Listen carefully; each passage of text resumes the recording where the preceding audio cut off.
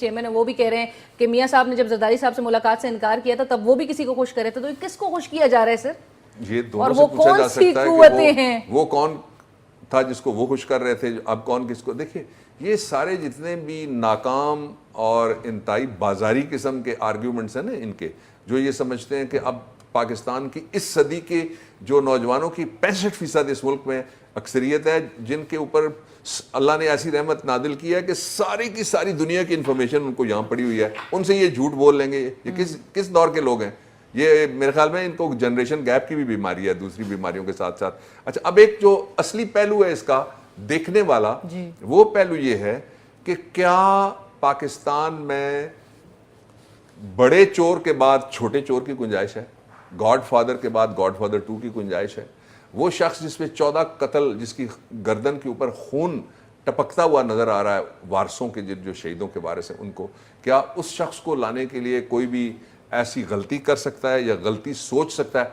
Not to my mind. दूसरा ये है कि जब मार्शल लॉ नहीं आएगा तो इनको कौन लाएगा? ये तो मार्शल लॉ में ही आए थे ना जी पहले। ये किस तरह आए थे? ये कोई जुल्फ़िकार अली भुट्टो शहीद के साथ खड़े होकर आए थे? ये सारे मार्शल लॉ के जरिए आए। इन सब ने मार्शल लॉ की गोद में, उसके गमले में परवरिश पाई। मार्शल लॉ के इनको पानी मिला, आमरीत की इनको लोरियां मिली, तब ये जाके सियासत में आए।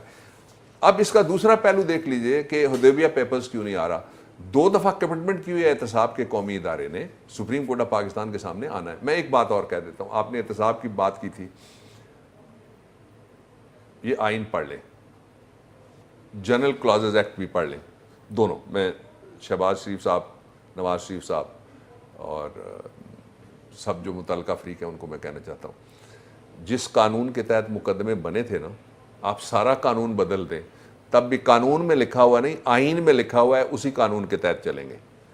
इसलिए कोई रिलीफ इनको नहीं मिलने वाला किसी तरीके से। इनके पास ऑप्शन एक है और बड़ी बाइज्जत ऑप्शन है, जो इनके पास सबूत है वो अदालत के सामने रख दें।